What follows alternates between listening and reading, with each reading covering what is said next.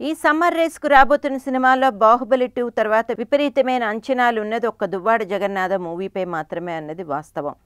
అయితే ఇన్ని అంచనాలు ఉన్న ఈ మూవీపై ఒక షాకింగ్ న్యూస్ ఇప్పుడు ఫిలిం నగర్లో చక్కర్లు కొడుతోంది. అభిమానులకు షాక్ ఇస్తూ డీజే సినిమాను 2 నెలల పాటు వాయిదా వేశారన్న టాక్ వినిపిస్తోంది. అల్లు అర్జున్ సమ్మర్ సీజన్ బాగా కలిసి వస్తుంది.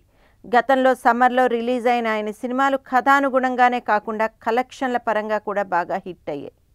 దీంతో తన తాజా చిత్రం దువ్వాడ జగన్నాథంను కూడా ఈ వేసవి కాలంలో విడుదల చేసేందుకు ప్లాన్ వేసుకున్నాడు బన్నీ. కానీ ఇప్పుడు ఆ ప్లాన్ తిరగబడేటట్టుంది. సినిమా ఇంకో 2 నెలలు వెనక్కి జరిగే అవకాశం ఉంది.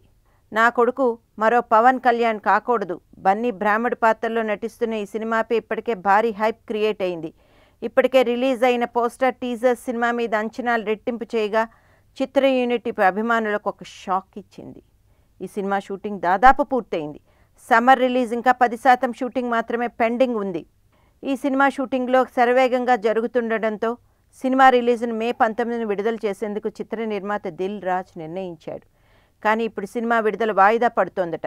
అది రోజులుగా కాదు, నెలల పాటు జూన్ 2న వచ్చే అవకాశాలున్నాయంటున్నారు. మే 19ని రిలీజ్ చేయనున్నట్టుగా షూటింగ్ సమయంలోనే ప్రకటించారు చిత్ర యూనిట్. సమ్మర్ బర్లో బన్నీకి మంచి రికార్డు ఉండటంతో డీజే బన్నీ కెరియర్లో మరో బ్లాక్ బస్టర్ అవుతుందని నమ్మకంతో ఉన్నారు ఫ్యాన్స్. కానీ అభిమానులకు షాక్ ఇస్తూ డీజే సినిమాను 2 నెలల పాటు వాయిదా వేశారన్న టాక్ వినిపించింది.